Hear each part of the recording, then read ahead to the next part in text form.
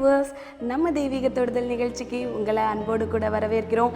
நம்ம நிகழ்ச்சியை பார்த்துட்டு இருக்க உங்கள் எல்லாருக்கும் எங்களுடைய அன்பின் வாழ்த்துக்கள். கடந்த வாரம் நம்ம நிகழ்ச்சியை பார்த்துட்டு உங்களிலிருந்து 207 பேர் நம்ம ப்ரேயர் அண்ட் கேர் கால் சென்டருக்கு கால் பண்ணி உங்களுடைய ஜெப ஆலோசனைகளை பெற்றுக்கொண்டீங்க. உங்களுக்கு எங்களுடைய மனமார்ந்த நன்றிகளை தெரிவித்துக் கொள்கிறோம். இந்த நிகழ்ச்சியை பார்த்துட்டு இருக்க உங்களுக்கும் ப்ரேயர் உதவி தேவையா? திரையில் தெரிகிற இந்த லேண்ட்லைன் என்ன தொடர்பு கொண்டு உங்களுடைய ஜெப குறிப்புகளையும் உங்களுடைய கருத்துக்களையும் நீங்கள் எங்களுக்கு தெரியப்படுத்தலாம். மேலும் ஸ்க்ரீனில் தெரிகிற இந்த வாட்ஸ்அப் எண்ணிற்கு உங்களுடைய தகவல்களையும் உங்களுடைய ஜெப விண்ணப்பங்களையும் எங்களுக்கு ஆடியோ மெசேஜ் மூலமாகவோ அல்லது டைப்பிங் மெசேஜ் மூலமாகவோ நீங்கள் எங்களுக்கு அனுப்பி வைக்கலாம். நம்ம prayer and care call team உங்களுக்காக ஒவ்வொரு நாளும் காலை 9 மணிலிருந்து மாலை 5 மணி வரைக்கும் ஜெபிக்க ஆயத்தமாக இருக்கிறாங்க. நீங்கள் அவர்களை தொடர்பு கொண்டு உங்களுடைய ஜெப உதவிகளை பெற்றுக்கொள்ளும்படி அன்போடு நாங்கள் கேட்டுக்கொள்கிறோம். தெய்வீக தொடுதல் நிகழ்ச்சி உங்களைப் போல அநேகர்களுடைய வாழ்க்கையில் ஆசீர்வாதமாகவும் நன்மையாகவும் அமைஞ்சிட்டு வருது. இந்த நிகழ்ச்சியின் மூலமாய் அவர்கள் வாழ்க்கையில் கர்த்தர் செய்த நன்மைகளை எங்களோட சாட்சிகளாக ஷேர் பண்ணியிருக்கிறாங்க. அதில் அருமையான சில 2 சாட்சிகளை நான் இப்போ உங்களுக்காக வாசிக்க போகிறேன். முதலாவது சிஸ்டர் ராணி கோவில்பட்டியிலிருந்து தெரிவிச்சிருக்காங்க. திருமணமாகி கடந்த 5 வருடங்களாய் எனக்கு குழந்தை இல்லாதிருந்தது. மிகுந்த கவலையுடன் உங்கள் ப்ரேயர் அண்ட் கேர் கால் சென்டருக்கு கால் செய்து எனக்காக ஜெபிக்கும்படி கேட்டுக்கொண்டேன். அவர்களும் மிகுந்த பாரத்தோடு எனக்காக ஜெபித்தார்கள். ஜெபித்த 1 மாதத்திலேயே நான் கன்சீவ் ஆனேன். கர்த்தர் என்னுடைய வாழ்க்கையில் ஒரு அற்புதத்தை செய்துள்ளார். கர்த்தருக்கு ஸ்தோத்திரம். ஜெபித்த உங்களுக்கு நன்றின்னு தெரிவிச்சிருக்கீங்க சிஸ்டர். கர்த்தர் உங்களை ஆசீர்வதிப்பார். God bless you. இரண்டாவது சிஸ்டர் புனிதா கேளம்பாக்கம் சென்னையிலேருந்து தெரிவிச்சிருக்காங்க. என் மாமா மிகவும் உடல்நிலை சரியில்லாமல் ஐசியூவில் அட்மிட் செய்யப்பட்டிருந்தோம். அவர் மிகுந்த உடல்நிலை பலவீனத்தோடு காணப்பட்டார். உங்கள் ப்ரேயர் அண்ட் கேர் கால் சென்டரை தொடர்பு கொண்டு அவருக்காக ஜெபிக்கும்படி நாங்கள் கேட்டுக்கொண்டோம். அவர்களும் மிகுந்த பாரத்தோடு அவருக்காக ஜெபித்தார்கள்.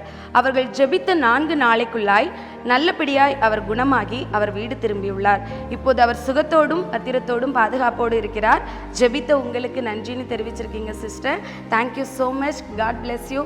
என்ன நேயர்களே, இந்த மாதிரியான ஆசீர்வாதங்களை உங்கள் வாழ்க்கையில் நீங்கள் பெற்றுக்கொள்ள விரும்புகிறீங்களா? தொடர்ந்து வருகிற நம்ம பாஸ்டர் கிறிஸ்டோ உங்களுடைய நிகழ்ச்சியை சேனல் மாற்றாமல் பார்த்துட்டு வாங்க.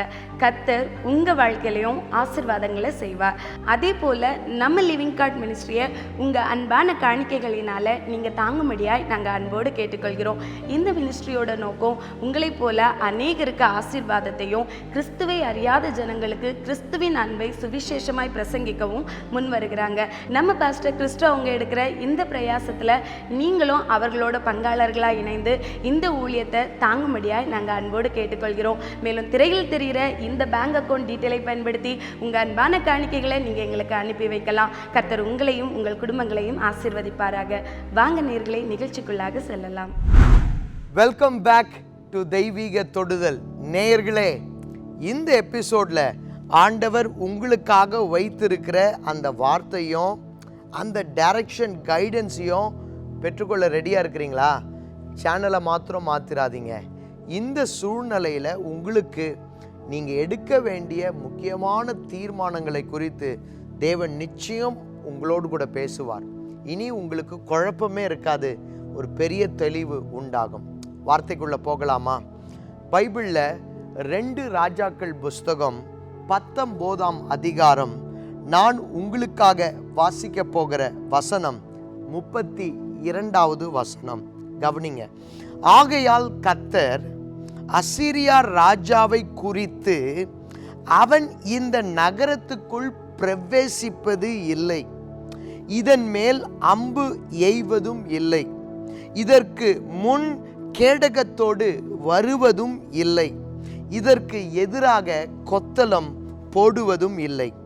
அவன் இந்த நகரத்துக்குள் பிரவேசியாமல் தான் வந்த வழியே திரும்ப போவான். இன்று நான் உங்களுக்கு தேவன் சொல்லுகிற அந்த ஃபைனல் சே, தேவன் உங்களை குறித்து உங்கள் நிலையை குறித்து சொல்லுகிற அந்த கடைசி வார்த்தை தான் நிற்கும் என்று சொல்லி பேச போகிறேன். இதில் எவ்வளோ நன்மையான வார்த்தைகள் பார்த்தீங்களா? அந்த அசரியா ராஜா உன் எல்லைக்குள் நுழைவது இல்லை. ஒருவேளை உங்கள் வாழ்க்கையில் உங்கள் எல்லைக்குள்ள ஏதோ ஒரு காரியம் நுழைந்து விடுமோ, ஏதோ ஒரு மனிதனாக இருக்கட்டும், இல்லை ஒரு வியாதியாக இருக்கட்டும், ஐயோ இவங்க வந்து எங்கள் இருக்கிற வீட்டிலேருந்து எங்களை அனுப்பிடுவாங்களோ, இல்லை ஏதோ ஒரு பயமுறுத்தல் கூட இருக்கட்டும். ஆனால் ஆண்டவர் இங்கே சொல்கிற வார்த்தையை பார்த்தீங்களா, அவன் உன் எல்லைக்குள் உன்னுடைய இடத்துக்குள் நுழைவதில்லை, உனக்கு விரோதமாய் அம்பு எய்வது இல்லை. பொல்லாத ஆவியுடைய வேலை என்ன தெரியுங்களா, பொய்யான காரியங்களை அவன் நம்ம சிந்தையில் ஏவி விட்டு கொண்டே இருப்பான். ஆனால் ஆண்டவர் சொல்கிறாரு, அவன் அம்பு எய்வதும் இல்லை, உனக்கு விரோதமாக வந்து பெரிய பெரிய கேடகங்களை வைத்து உன்னை பயமுறுத்துவதும் இல்லை. இன்றைக்கு அநேக பேர் பயந்து பயந்தே வாழ்க்கையில் முன்னேறாகாம இருப்பாங்க. ஆனால் இங்கே ஆண்டவர் சொல்கிறாரு, உனக்கு முன்பாக ஒரு பயமுறுத்துகிற கேடயத்தை அவன் கொண்டு வருகிறதில்லை. நீ சோர்ந்து போகிற, நம்பிக்கை இழக்கிற ஒரு காரியத்தை அவன் கொண்டு வருவதில்லை. எல்லாத்துக்கும் மேலே அந்த காலத்து யுத்தத்தை பற்றி உங்களுக்கு தெரியும்ல. முதல்ல சண்டையிட்டு கொள்வதற்கு முன்பாக என்ன பண்ணுவாங்க தெரியுமா, ஒரு பலமுள்ள நாடு, அந்த இராணுவம் இந்த பலவீன நாட்டை சூழ்ந்து பாளையம் இறங்கி அங்கே வெளியே டென்ட் எல்லாம் போட்டு ஏதோ ஒரு நாள் 2 நாள் இல்லை, பல மாதங்கள் ஆண்டுகளாய் அங்கேயே தங்கி கிடப்பாங்க. அந்த ஊருக்கு வர வேண்டிய உணவு தானியங்களை தடை செய்வாங்க, அந்த ஊர்லேருந்து வெளியே போகிற காரியங்களுக்கு தடையாக இருப்பாங்க, தண்ணீர்களை தடை செய்வாங்க. இப்படி வெளியே இருந்து அச்சுறுத்தி அந்த ஊருக்கு பஞ்சத்தை உண்டு பண்ணி பயமுறுத்தலை உண்டு பண்ணுவாங்க. ஏன், யாருக்கும் எந்த விதமான சேதம் இல்லாமல் அந்த எளிமையான பலவீன நாடு சரண்டர் ஆயிடணும்னு. அப்படிப்பட்ட ஒரு நிகழ்வு தான் இங்கே நடக்கிறது. எசேக்கியா ராஜா ஒரு பலவீனமான நாட்டில் ஒரு ராஜாவாக இருந்தார். அந்த நாட்டில் போதுமான ஆள் பலன், ஆயுத பலன் இதெல்லாம் இல்லை. யூத நாட்டு மக்களுடைய ராஜா. ஆனால் இவர்கள் தேவனை நம்பி இருந்தவங்க, எருசலேமை தலைநகராக கொண்டு வாழ்ந்தவங்க. எருசலேம் என்பது தேவ பிரசன்னத்தை குறிக்கிற ஒரு காரியம். அந்த இடத்தில் வாழ்ந்தவங்க. அப்போது அவங்க ஆயுதங்களையும் மற்ற சக்திகளையும் நம்பி இல்லாமல் தேவனையே நம்பி இருந்த மக்கள். இவன் பாருங்க, வெளியில் நின்று, அசரியா ராஜா உன் கதை முடிஞ்சது, நீ யாரை நம்பி இருக்கிற, உன்னை அழிக்க நான் அனுப்பினது தேவன், நீ இனிமேல்ட்டு வாழ முடியாது, எல்லாரும் என்கிட்ட வந்து சரண்டர் ஆயிடுங்கன்னு அவன் பயங்கரமாய் அச்சுறுத்தினான். அந்த அச்சுறுத்தெல்லாம் கேட்டு இந்த எசேக்கியா ராஜா, அவன் மாத்திரம் இல்லை, இந்த அசரியா ராஜாக்கள், அந்த மக்கள் எப்பெல்லாம் ஆண்டவருடைய பிள்ளைகளை எதிர்த்து வந்தாங்களோ என்ன தெரியுமா செய்தாங்க ஆண்டவர் பிள்ளைங்க, தங்கள் வீட்டில் இருந்த எல்லா பணம் நகை, குறிப்பாக அவங்க ஆலயத்தில் இருந்த எல்லா தேவனுக்காக பிரித்தெடுக்கப்பட்ட அந்த பாத்திரங்கள், அந்த விலையேற பெற்ற பொக்கிஷங்கள், இது எல்லாத்தையும் கொண்டு வந்து உருவி எடுத்து அசரியா ராஜாவுடைய கையில் காலில் போட்டு, எங்களை விட்டுடுங்க, எங்களை மன்னிச்சிருங்க, நாங்கள் எப்படியாவது எங்களை யுத்தம் செய்யாமல் எங்களை விட்டு போயிடுங்கன்னு கெஞ்சினாங்க. ஆனால் அவன் பார்த்தீங்கன்னா, அவன் ஒரு பொல்லாத சைத்தானை குறிக்கிற ஒரு குரூப். அவன் பார்த்தீங்கன்னா தன் வாக்குறுதியை அவன் காப்பாற்றலை. இவங்கள்ட்ட இருக்கிற பணம், வெள்ளி, தங்கம் எல்லாத்தையும் அவன் எடுத்துக்கிட்டு மறுபடியும் இவங்களை யுத்தம் செய்வேன் மிரட்டினான். அதே தான் எசேக்கியா செய்தார். ஆலயத்துக்குள்ளே போய் இருக்கிறதெல்லாம் எடுத்து அவன் கையில் கொடுத்து, எங்களை விட்டுடுங்க, உங்களை எதிர்க்கிற ஒரு பலன் எங்களுக்கு இல்லைன்னு கெஞ்சி மன்றாடினார். அவனோ நான் உனக்கு உதவி செய்கிறேன்னு சொல்லிட்டு எல்லாத்தையும் எடுத்துட்டு மறுபடியும் இவங்களை எதிர்த்து யுத்தம் பண்ணான். அப்போது அவர் கலங்கி நின்று என்ன செய்கிறதுனே தெரியாமல் நம்பிக்கையற்ற சூழ்நிலையில் இருந்தார். அப்போ பார்த்தீங்கன்னா இந்த வசனம் அவரை நோக்கி வந்த வசனம். என்ன வார்த்தை வந்தது அங்கே வாசிச்சோம்ல, ஆகையால் கர்த்தர் அசரியா ராஜாவை குறித்து. பார்த்தீங்கன்னா ஆண்டவருக்கு தான் அந்த ஃபைனல் சே பவர் இருக்கு. அதாவது நம்ம லைஃப்பில் யாரெல்லாம் என்னென்னவோ சொல்லிட்டு போயிடுவாங்க, அந்த வார்த்தையெல்லாம் நம்ம கேட்கும் போது நம்ம நிம்மதியை இழந்துருவோம். அதாவது டாக்டர்கிட்ட போகும்போது அவங்க சொல்கிற வார்த்தைங்க, இல்லை ஒரு வேலைக்கோ, இல்லை ஒரு லோன் கேட்டு பேங்க்குக்கு போகும்போதோ, ஒரு அரசு அதிகாரியை பார்க்க ஒரு காரியத்தை கேட்க போகும்போதோ, இல்லை எங்கேயாவது உதவி கேட்க போகும்போதோ அவங்க சொல்கிற வார்த்தையை கேட்கும்போது அவ்வளோதான், இனி எனக்கு உதவி யாருமே இல்லை, என் வாழ்க்கையில் எல்லாம் முடிஞ்சிருச்சு பாருங்க, அவங்க இப்படி சொல்லிட்டாங்கன்னு சொல்லிட்டு சில உயர் மனிதர்களாக இருக்கட்டும், பெரிய அதிகாரத்தில் இருக்கிற மனிதர்களாக தான் வச்சுக்கிங்களேன், அவங்க சொல்கிற வார்த்தைகளை கேட்டு நீங்கள் தூக்கத்தை இழந்து நிம்மதியை இழந்து சாப்பிடாம இரவும் பகலும் கண்ணீரோடு கூட இருக்கிறீங்க. அந்த எசேக்கியா ராஜா மாதிரி அந்த மனுஷனுக்கு நிம்மதியே போச்சு. ஐயோ, நம்ம என்ன பண்ண போகிறோம் தெரியலையே, எப்படி இந்த ராஜாவை எதிர்ப்போம், இந்த இராணுவ பலத்தை எதிர்க்க நம்மள்கிட்ட போதுமான ஆயுதங்கள் இல்லையே, போதுமான இராணுவ சக்தி இல்லையே, யுக்திகள் இல்லையேன்னு தூங்காம இப்படியே நாட்கள் இல்லை, மாதங்கள் ஆண்டுகளாக எசேக்கியா வருத்தப்பட்டு இருக்கிறார். அப்படிதான் இந்த நிலைமை இருந்தது. ஆனால் பார்த்தீங்கன்னா கடைசியில் ஆண்டவர் வந்து சொன்னார், எசேக்கியாவே, அந்த அசரியா ராஜாவை குறித்து கர்த்தர் சொல்லுகிறதாவது, அதாவது அப்படின்னா என்ன தெரியுங்களா, நான் தான்ப்பா ஃபைனல் சே உன் வாழ்க்கையில் வச்சிருக்கிறேன். யாரு என்ன உன்னை குறித்து எப்படி சொன்னாலும் கடைசியாய் நான் சொல்லுகிற வார்த்தையே நிற்கும். சொல்லுங்க, இயேசு சொன்ன வார்த்தையே, இயேசுநாதர் என்னை குறித்து இந்த சூழ்நிலையை குறித்து சொன்ன வார்த்தையே நிற்கும், வேறு ஒன்றும் நிற்காது. அதை தைரியமாக சொல்லிக்கங்க. அதாவது ஏதோ ஒரு டாக்டர்கிட்ட போகிறீங்க, அந்த டாக்டரை நீங்கள் கனப்படுத்தணும். அவங்க எவ்வளோ காரியங்களை படித்து தானே ஆராய்ச்சி பண்ணி உங்கள் உடம்பெல்லாம் டெஸ்ட் பண்ணி ரிப்போர்ட்ஸில் இருக்கிறத தான் சொல்கிறாங்க. ஆனால் அதை கேட்டு பயந்து தூக்கத்தை இழந்து அப்படியே புலம்பக்கூடாது. நீங்களே சொல்லிக்கணும், டாக்டர் இதை சொல்லிட்டாரு, ஆனால் மேலே இருக்கிறவர் என்ன சொல்கிறாரு அப்படின்னு கேட்க கற்றுக்கொள்ளணும். மற்ற சூழ்நிலை எடுங்க, உதவி பண்ணுறேன், உன் கூட நிற்பேன், என்னை தேடி வா, இந்த நாள் இந்த நேரம் என்னை சந்திக்க வா, உனக்கு இதை கொடுப்பேன், இப்படியெல்லாம் மனுஷங்க உங்கள்கிட்ட சொல்லியிருப்பாங்க. நீங்களும் அதை நம்பி போயிருப்பீங்க. அப்புறம் கை விரிச்சிருப்பாங்க. ஐயோன்னு நீங்கள் புலம்பி தூங்காமல் கண்ணீரும் கவலையுமா இருக்கிறீங்க. நீங்கள் என்ன தெரியுமா சொல்லணும், மனிதன் தானே அதை சொன்னான், தேவன் என்ன சொல்கிறாரு, அவர் சொல்கிற வார்த்தை தான் நிற்கும், அவரே ஃபைனல் சே, அவருடைய வேர்டு தான் அப்படின்னு சொல்ல கற்றுக்கொள்ளணும். ஒரு வேலைன்னு வச்சுக்கிங்க, உங்கள் பாஸு தான் அந்த கம்பெனிலே உயர் அதிகாரி, அவரை கண்டிப்பாக நீங்கள் மதிக்கணும். அதுதான் வேதம் நமக்கு கற்றுத்தருது. அவர் கோபத்தில் சொல்லிட்டார், உனக்கு இங்கே வேலை இல்லை, உன்னுடைய பர்ஃபார்மன்ஸ் சரியில்லை, நீ போ அப்படின்னு உன்னை திட்டார்.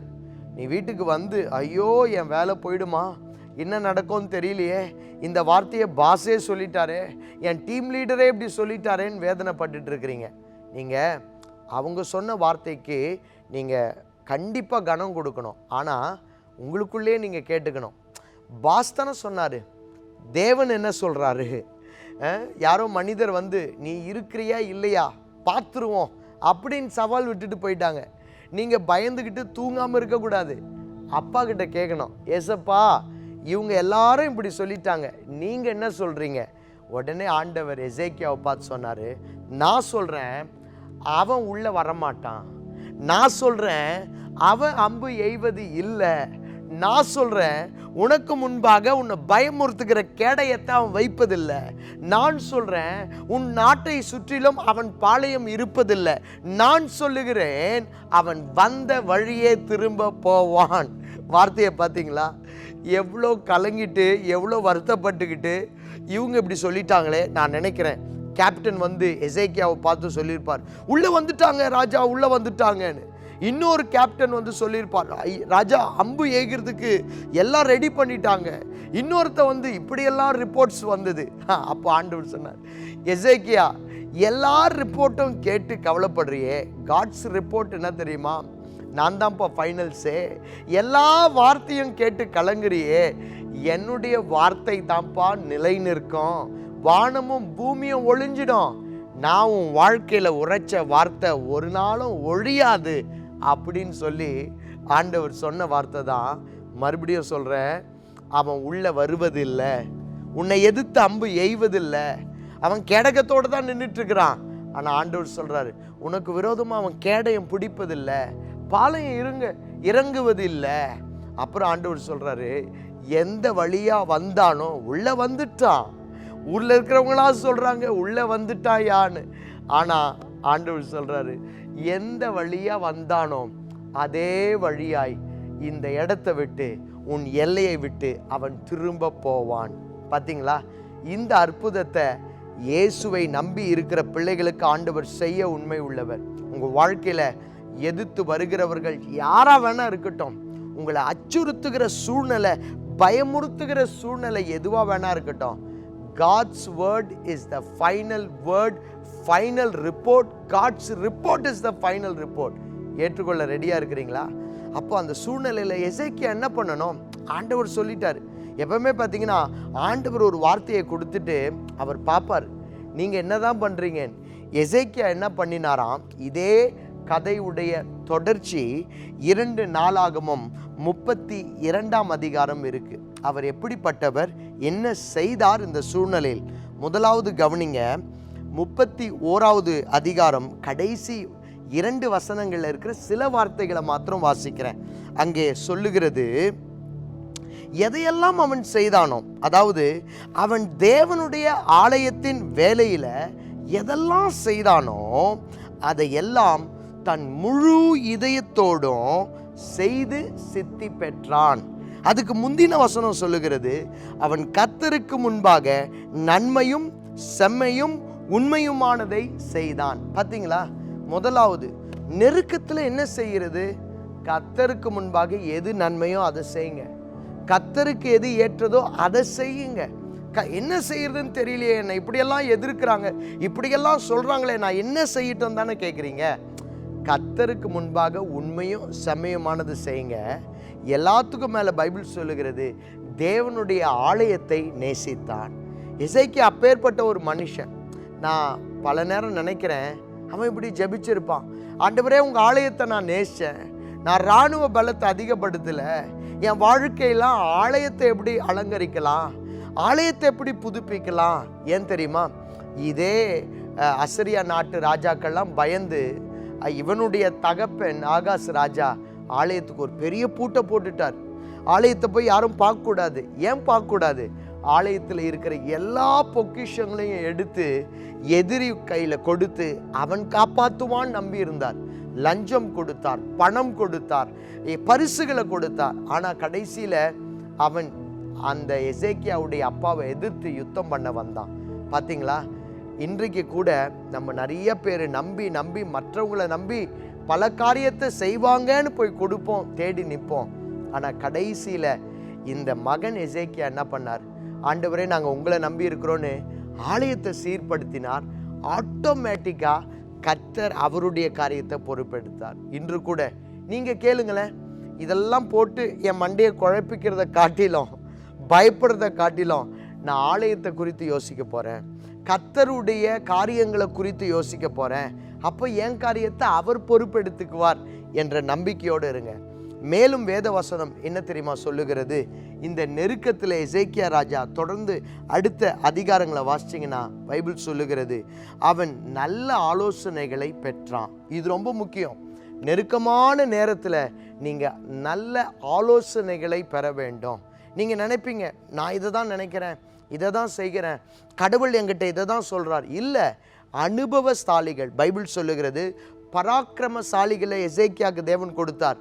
அவங்களெல்லாம் கூப்பிட்டு வச்சு அவன் ஆலோசனை கேட்டான்.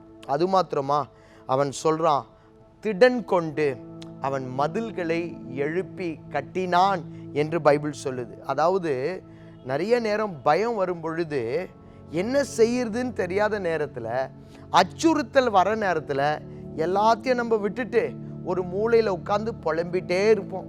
இது நடந்துருச்சே, அவங்க எதிர்த்து வந்துட்டாங்களே, நான் போய் ஜெபிக்க போகிறேன், சர்ச்சுக்கு போகிறேன், யாராவது ஒரு பாஸ்டர் எனக்காக ஜெபம் பண்ணால் எல்லாம் போயிடும், எனக்கு ஏதாவது ஒரு சாமி நல்லது செய்யுமான்னு நிறைய பேர் பார்த்தீங்கன்னா புலம்பிகிட்டே இருப்பாங்க. ஆனால் எசேக்கியா என்ன தெரியுமா பண்ணினானா? பைபிள் சொல்லுகிறது, அவன் திடன் கொண்டு இடிந்து போன மதில்களை எல்லாம் கட்டினான். பார்த்தீங்களா? வெளியிலேருந்து ஒருத்தன் அவன் உயிரையே எடுப்பேன்னு அச்சுறுத்துறான், அவனையும் அவன் நாட்டு மக்களையும் அடிமை ஆக்குவேன்னு சொல்லி சட்டமிடுகிறான். தேவன் அவன் பக்கம் இல்லை என்று குற்றச்சாட்டுகளை, பொய்களை அவனுக்கு வைக்கிறான். இவ்வளோ சூழ்நிலையில் அவர் என்ன பண்ணுறாரு? திடன் கொண்டு உடைந்து போன மதில்களை கட்டுறாரு. என்ன நடந்தாலும் சரிங்க, திடன் கொண்டு கர்த்தர் உங்களுக்கு என்ன அழைப்பு கொடுத்தாரோ அதை நிறைவேற்றுங்க. உங்களுக்கு என்ன நோக்கத்தை உங்க முன்பாக வச்சிருக்கிறாரோ, படின்னு சொல்லியிருக்கிறாரா, இந்த வாழ்க்கை துணையை கண்டுபிடின்னு சொன்னாரா, இல்லை இந்த ஊழியத்தை செய், இந்த தொழில் ஆரம்பி, இதை போய் பார் என்று கர்த்தர் என்ன சொன்னாரோ திடன் கொண்டு அதையே நீங்க செய்யுங்க. மலை போல வருகிற அச்சுறுத்தலை பார்த்து பயப்படாதீங்க அப்படின்னு எசேக்கியா சொன்னார். கடைசியா ஒரு அருமையான வார்த்தை சொன்னார், பைபிள்ல இருக்கு. எசேக்கியா எல்லாரையும் தேற்றினார், எல்லாரையும் உற்சாகப்படுத்தினார். நாட்டு மக்கள் எல்லாம் பயந்து இருக்கிறாங்க, ராஜாவை பார்க்குறாங்க. ராஜா என்ன ராஜா செய்யறது, ஊர்ல நல்லது நடக்குமா, நம்ம எல்லாம் அவ்வளோதானா, நம்ம பிள்ளைங்கள்லாம் அவ்வளோதானா, இந்த நாடே அழிஞ்சிருமான்னு இருக்கிற நேரத்தில் நான் நினைக்கிறேன், உள்ளுக்குள்ளே எசேக்கியாவுக்கு பயமும் கலக்கமும் இருந்தாலும் தேசத்து மக்கள் முன்பாக வந்து அவர் எல்லாரையும் தேற்றினார் என்று பைபிள் சொல்லுகிறது. தேற்றினார், உற்சாகப்படுத்தினார். எப்படி தெரியுமா தேற்றினார்? இந்த வார்த்தையை நான் வாசிக்கிறேன் பாருங்க. கலங்கி நின்ற மக்கள், சீரியா நாட்டு ராஜா, எவ்வளோ பெரிய இராணுவ பலன், எவ்வளோ சேனை, மக்கள், குதிரை வீரர்கள், சேரியட்ஸ், ரதங்கள், இதெல்லாம் வரும் பொழுது அவர் சொன்னாரு அந்த மக்களை பார்த்து, நீங்கள் திடன் கொண்டு தைரியமாய் இருங்கள், அசிரியா ராஜாவுக்கும் அவனோடு இருக்கிற ஏராளமான கூட்டத்திற்கும் பயப்படாமலும் கலங்காமலும் இருங்கள். அவனோடு இருக்கிறவர்களை பார்க்கிறோம், நம்மோடு இருக்கிறவர்கள் அதிகம். பார்வைக்கு கொஞ்சம் பேர் தான், எண்ணிக்கையில கொஞ்சம் பேர் தான், ஆனா அவங்களை தேற்றுகிறான். அவனோடு இருக்கிறவர்களை பார்க்கிறோம், நம்மோடு இருக்கிறவர்கள் அதிகம். அவனோடு இருக்கிறது மாம்ச புயம், அவன்கிட்ட இருக்கிறதெல்லாம் இந்த உடம்புல இருக்கிற சக்தி தான். நமக்கு துணை நின்று நம்முடைய யுத்தங்களை நடத்த நம்மோடு இருக்கிறவர் நம்முடைய தேவனாகிய கர்த்தர் தானே என்று சொல்லி அவர்களை தேற்றினான். யூதாவின் ராஜாவாகிய எசேக்கியா சொன்ன இந்த வார்த்தைகளின் மேல் ஜனங்கள் நம்பிக்கை வைத்தார்கள். பார்த்தீங்களா, அந்த வார்த்தை என்ன சொல்லுகிறது? அவன் தேற்றினான். கவலைப்படாதீங்க, நம்மோடு கூட இருக்கிறவர்கள் அதிகம். அவன்கிட்ட இருக்கிறதெல்லாம் பணபலம், மாம்ச பலம், ஆள் பலம், குதிரை பலம். நம்மள்கிட்ட இருக்கிறது தேவனாகிய கர்த்தர். அப்போ இன்று கூட நீங்க யாரா இருந்தாலும் சரி, இந்த சூழ்நிலையில யாரையாவது பார்த்து தேற்றுங்களேன். ஏன் பயமுறுத்துறீங்க? குடும்ப தலைவரா இருக்கிறீங்க, ஏன் பிள்ளைகளை பயமுறுத்துறீங்க? ஏன் கம்பெனியில ஒரு அதிகாரியா இருந்துட்டு உங்க ஸ்டாஃப் எல்லாம் பயப்படுறாங்க? நீங்களே பயந்தா எப்படி? நீங்களே இந்த சூழ்நிலையில பின்வாங்கினா எப்படி? உங்களை தான் எல்லாம் நோக்கி பார்க்குறாங்க. ஐயோ, எங்க டேடி தைரியமா இருக்கிறாரா, எங்க பாஸ் தைரியமா இருக்கிறாங்களா, எங்க ஊழியக்காரங்க தைரியமா இருக்கிறாங்களான்னு. அப்போ எவ்வளோ பெரிய பிரச்சனை வந்தாலும் சரி, நம்மோடு இருக்கிறது தேவனாகிய கர்த்தர் அப்படின்னு சொல்லி எல்லாரையும் தேற்றணும், என்கரேஜ் பண்ணணும், மக்களை பலப்படுத்தணும். மீதியை கர்த்தர் பார்த்து கொள்வார். இந்த வேளையில கூட நான் உங்களை பார்த்து சொல்லி ஜெபிக்க போறேன். யார் யார் என்னென்ன வார்த்தை சொன்னாங்கன்னு கலங்கி தானே இருக்கிறீங்க? The final report comes from God. தேவன் உங்களை பார்த்து சொல்லுகிற வார்த்தை தான் ஃபைனல் வார்த்தை. அதை இனிமேல்ட்டு கேட்பீங்களா, இல்லை அவசரப்பட்டு கலங்குவீங்களா? நான் உங்களுக்காக ஜெபிக்க போறேன். இருக்கிற இடத்துலையே உங்க கண்களை மூடிக்கொள்ளுங்க. அன்புள்ள ஆண்டவரே, உம்முடைய பிள்ளைகளுக்காக நான் ஜெபிக்கிற ஆண்டவரே, யாரெல்லாம் பயமுறுத்தலான வார்த்தைகளை கேட்டு, அச்சுறுத்தலான சூழ்நிலைகளை பார்த்து, மலை போல எதிர்ப்புகளை கண்டு, எசேக்கியா பயந்தது போல இரவும் பகலும் தூங்க முடியாம பயப்படுறாங்களோ, அந்த பிள்ளைகளுக்காக ஜெபிக்கிறோம் சுவாமி. இப்பொழுதே அந்த அறைக்குள்ள உம்முடைய தெய்வீக பிரசன்னம் இறங்குவதாக. மனிதர்களை கண்டு, சிஸ்டமுங்களை கண்டு, ரூல்ஸை கண்டு, மற்ற காரியங்களை கண்டு, ஏன் அவர்களே செய்த தப்பின் நிமித்தம் வரப்போகிற விளைவுகளை எண்ணி என்ன நடக்குமோன்னு பயந்துட்டு இருக்கிறாங்க. அவங்க எல்லார் மேலேயும் ஜீசஸ் கிரைஸ்டுடைய பிரசன்னம், இயேசுடைய தெய்வீக பிரசன்னம் இறங்குவதாக. அந்த வீடுகளுக்குள்ள, அந்த அறைக்குள்ள, அவங்க சூழ்நிலையில, அந்த ஹாஸ்டல்ல ஆண்டவர் இருக்கிற இடத்துல அப்பா ஆண்டவருடைய பிரசன்னம் இறங்கும்படியாக ஜெபிக்கிறேன். ஆண்டவரே, எசேக்கியா ராஜாவை பார்த்து நீர் சொன்னீரே, அவன் உள்ளே பிரவேசிப்பதில்லைன்னு, அவன் அம்பு எய்வதில்லை, அவன் உனக்கு விரோதமாய் வருவதில்லை, வந்த வழியே திரும்ப போவான்னு. அதே வார்த்தையை உம்முடைய பிள்ளைகளை பார்த்து உரைக்கிறோம்.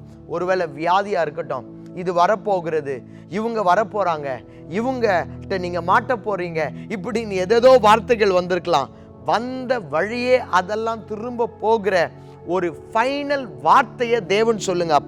அப்பா வீட்டில் பெற்றோர்கள் சொல்லியிருக்கலாம், நீ உதவ மாட்ட, நீ உருப்பட மாட்ட, நீ நல்லா வரமாட்ட, உன் வாழ்க்கை இவ்வளவுதான், நாசமாகி விடுவா என்று சொல்லியிருக்கலாம். யாரோ விட்ட சாபங்களை எண்ணி பயந்துட்டு இருக்கிறாங்க. இப்பொழுது கூட ஆண்டவரே, யாரோ சிலர் எனக்காக மந்திர மாந்திரிகங்களை செய்துட்டாங்களா, பில்லி சூனியம் செய்தனால எங்க நிலைமை இப்படியான்னு பயந்துட்டு இருக்கிறாங்க. இந்த வார்த்தை அவர்களுக்காக போய் சேரட்டும் ஆண்டவரே. அவைகள் உள்ளே பிரவேசிப்பதில்லை என்ற வார்த்தை அவர்களுக்கு போகட்டும். இயேசுவின் நாமத்தில் ஆண்டவரே, அவங்க வீட்டை சுற்றிலும் உம்முடைய பிரசன்னம் சூழ்ந்து கொள்ளட்டும். பரிசுத்த ஆவியானவர் அந்த வீடுகளுக்குள் பிரவேசிக்கும்படியாக நாங்கள் ஜெபிக்கிறோம். அப்பா, ஒரு அற்புதத்தை செய்யுங்க உம்முடைய பிள்ளைகளுக்கு. இயேசுவின் நாமத்தில் ஜெபிக்கிறோம் நல்ல பிதாவே, ஆமேன் ஆமேன். என்ன தெய்வீக தொடுதல் நேயர்களே, இந்த வாரம் எபிசோட் மூலமாக கர்த்தர் உங்கள்கிட்ட பேசியிருப்பார்னு எனக்கு நிச்சயம் தெரியும். உடனடியாக ஸ்க்ரீனில் பார்க்குற இந்த எண்ணை தொடர்பு கொண்டு உங்கள் சாட்சிகளை, கருத்துக்களை எனக்கு தெரியப்படுத்த நீங்கள் மறக்க வேண்டாம். ஹலோ வியூவர்ஸ், தெய்வீக தொடுதல் நிகழ்ச்சியை கண்டு கொண்டிருக்கிற உங்களுக்கு ஒரு சந்தோஷமான நிகழ்ச்சியை நான் இப்போ சொல்ல போகிறேன். நீங்கள் சென்னை மற்றும் அதன் அருகாமையில் இருக்கிறீங்க அப்படின்னா உங்களுக்கு ஒரு சந்தோஷமான நிகழ்ச்சி. வருகிற டிசம்பர் 25ஆம் தேதி அன்று காலை 7 மணிக்கு நம்ம லிவிங் காட் சர்ச்சில் நடக்கிற நம்ம வீட்டு தலை கிறிஸ்மஸ் செலிப்ரேஷனில் நீங்கள் எங்களோடு கூட கலந்து கொள்ள விரும்புகிறீங்கன்னா, நீங்கள் இதன் அருகாமையில் இருக்கிறீங்கன்னா நீங்கள் எங்களோடு கூட நேருக்குனே நீங்கள் கலந்து கொள்ளலாம். அப்படி இல்லை, நீங்கள் ரொம்ப வெகு தொலைவில் இருக்கிறீங்க அப்படின்னா நீங்கள் பயப்பட வேண்டாம். உங்களுக்காக நாங்கள் ஆன்லைன் சர்வீஸ் லைவ்ல இருக்குது. நீங்கள் ஃபேஸ்புக் மற்றும் யூடியூப்பை பயன்படுத்தி எங்களோட அந்த லைவ் ஆராதனையில் கலந்து கொண்டு தலை கிறிஸ்மஸை எங்களோடு கூட நீங்கள் செலிப்ரேட் பண்ணலாம். என்ன நேயர்களே, நீங்களும் எங்களோடு கூட கலந்து இந்த கிறிஸ்மஸ் ஆராதனையில் சந்தோஷப்பட விரும்புகிறீங்களா? கர்த்தர் உங்களை ஆசீர்வதிப்பார். God bless you. ஒவ்வொரு வாரமும் இதே நேரம் இதே தொலைக்காட்சியில் என்னை சந்திக்க வாங்க. நீங்கள் பார்த்து கொண்டு இருப்பது தெய்வீக தொடுதல். நான் உங்கள் தொகுப்பாளர் பாஸ்டர் கிறிஸ்டோ.